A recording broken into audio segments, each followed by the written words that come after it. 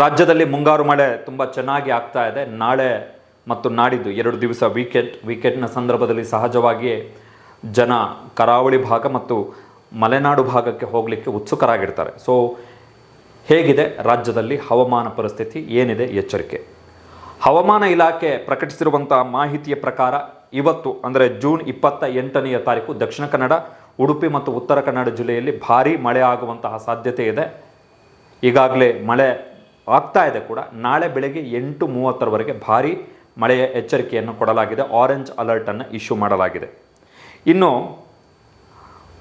June 29, June 30, July 1, July 2 ಈ 4 ದಿನ ಉತ್ತರ ಕನ್ನಡ, ಉಡುಪಿ ಮತ್ತು ದಕ್ಷಿಣ ಕನ್ನಡ ಜಿಲ್ಲೆಯಲ್ಲಿ ಯೆಲ್ಲೋ ಅಲರ್ಟನ್ನು ಘೋಷಣೆ ಮಾಡಲಾಗಿದೆ.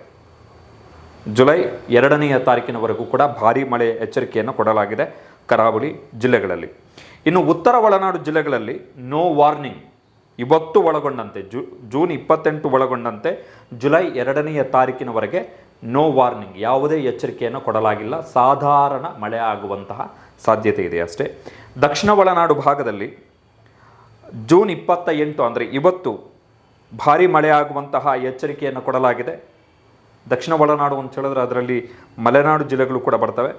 June 29, June 30, July 1, July 2 no warning ಸದ್ಯದ ಮಾಹಿತಿಯ ಪ್ರಕಾರ, IMD ಕೊಟ್ಟಿರ್ತಕ್ಕಂತಹ ಮಾಹಿತಿಗಳ ಪ್ರಕಾರ. ಇನ್ನು ಜಿಲ್ಲಾವಾರು ಅಂಶವನ್ನು ತೆಗೆದು ನೋಡಿದ್ರೆ ಆರಂಭದಲ್ಲೇ ಹೇಳಿದಾಗೆ ಜುಲೈ 2ನೇ ತಾರೀಕಿನವರೆಗೆ ಕರಾವಳಿ ಜಿಲ್ಲೆಯಲ್ಲಿ ಯೆಲ್ಲೋ ಅಲರ್ಟ್ ಘೋಷಣೆ ಮಾಡಲಾಗಿದೆ.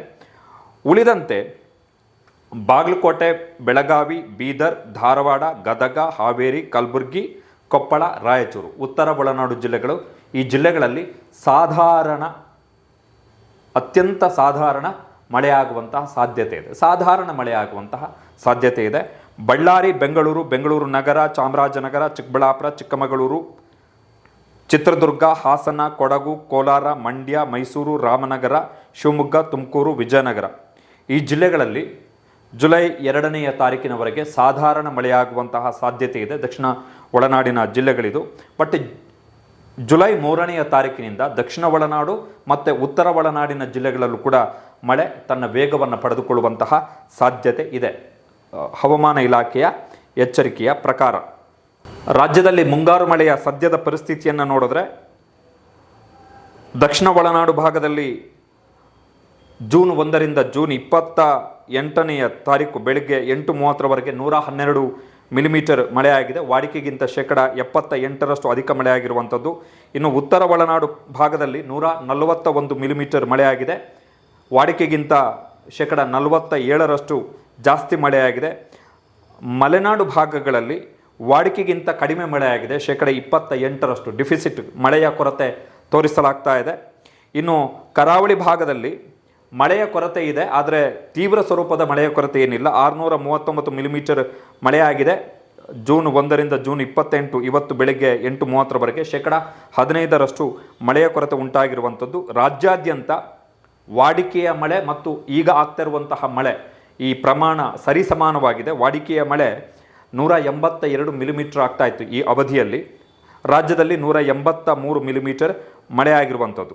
ಕರ್ನಾಟಕ ನೈಸರ್ಗಿಕ ವಿಪತ್ತು ನಿರ್ವಹಣಾ ಕೇಂದ್ರ ಪ್ರಕಟಿಸಿರುವ ಮಾಹಿತಿಯ ಪ್ರಕಾರ ಜೂನ್ 28ರಿಂದ ಅಂದರೆ ಇವತ್ತಿನಿಂದ ಜುಲೈ 6ರವರೆಗೆ ಕಾವೇರಿ ಜಲಾನಯನ ಪ್ರದೇಶಗಳಲ್ಲಿ ಅಲ್ಲಲ್ಲಿ ಚದುರಿದಂತೆ ಸಾಧಾರಣ ಮಳೆಯಾಗುವಂತಹ ಸಾಧ್ಯತೆ ಇದೆ ಎನ್ನುವಂತಹ ಎಚ್ಚರಿಕೆಯನ್ನು ಕೊಟ್ಟಿದೆ. ಜೂನ್ 28ರಿಂದ ಅಂದರೆ ಇವತ್ತಿನಿಂದ ಜುಲೈ 7ರವರೆಗೆ ಕೃಷ್ಣಾ ಜಲಾನಯನ ಪ್ರದೇಶದಲ್ಲಿ ಚದುರಿದಂತೆ ವ್ಯಾಪಕವಾಗಿ ಸಾಧಾರಣ ಮಳೆಯಾಗುವಂತಹ ಸಾಧ್ಯತೆ ಇದೆ ಎನ್ನುವಂತಹ ಎಚ್ಚರಿಕೆಯನ್ನು ಕೊಡಲಾಗಿದೆ. ಇನ್ನು ಜೂನ್ 28ರಿಂದ ಜುಲೈ 6ರವರೆಗೆ ರಾಜ್ಯದ ಕರಾವಳಿ ಮತ್ತು ಕರಾವಳಿ ಜಿಲ್ಲೆಗಳಿಗೆ ಹೊಂದಿಕೊಂಡಂತಹ ಮಲೆನಾಡು ಜಿಲ್ಲೆಗಳಲ್ಲಿ ತುಂತುರು ಮಳೆ ಮುಂದುವರಿಯುವ ಸಾಧ್ಯತೆ ಇದ್ದು ವ್ಯಾಪಕವಾಗಿ ಸಾಧಾರಣ ಮಳೆ ಮತ್ತು ಅಲ್ಲಲ್ಲಿ ಭಾರೀ ಮಳೆಯಾಗುವಂತಹ ಸಾಧ್ಯತೆ ಇದೆ. ಜುಲೈ 4ರಿಂದ ಮುಂಗಾರು ಪುನಶ್ಚೇತನಗೊಳ್ಳಲಿದ್ದು ಅಂತ ಹೇಳಿದ್ರೆ ಮುಂಗಾರು ಮಳೆಯ ತೀವ್ರತೆ ಇನ್ನಷ್ಟು ಜಾಸ್ತಿ ಆಗಲಿದೆ. ವ್ಯಾಪಕವಾಗಿ ಸಾಧಾರಣದಿಂದ ಭಾರೀ ಮಳೆಯಾಗುವಂತಹ ಸಾಧ್ಯತೆ ಇದೆ ಕರಾವಳಿ ಮತ್ತು ಮಲೆನಾಡು ಭಾಗಗಳಲ್ಲಿ. ರಾಜ್ಯದ ಉಳಿದ ಭಾಗಗಳಲ್ಲಿ ವ್ಯಾಪಕವಾಗಿ ಸಾಧಾರಣ ಮಳೆಯಾಗುವಂತಹ ಸಾಧ್ಯತೆ ಇದೆ ಎನ್ನುವಂತಹ ಅಂಶವನ್ನು ಕರ್ನಾಟಕ ನೈಸರ್ಗಿಕ ವಿಪತ್ತು ನಿರ್ವಹಣಾ ಕೇಂದ್ರ ಪ್ರಕಟಿಸಿದೆ. ಸೊ ಕರಾವಳಿ ಜಿಲ್ಲೆಗಳಲ್ಲಿ ಸದ್ಯದ ಮಾಹಿತಿಯ ಪ್ರಕಾರ, ಹವಾಮಾನ ಇಲಾಖೆಯ ಸದ್ಯದ ಮಾಹಿತಿಯ ಪ್ರಕಾರ ಕರಾವಳಿ ಜಿಲ್ಲೆಗಳಲ್ಲಿ ಮಳೆಯ ಅಬ್ಬರ ಮುಂದುವರಿಯಲಿದೆ. ರಾಜ್ಯದ ಉಳಿದ ಭಾಗಗಳಲ್ಲೂ ಕೂಡ ಸಾಧಾರಣ ಮಳೆ ಆಗಲಿದೆ.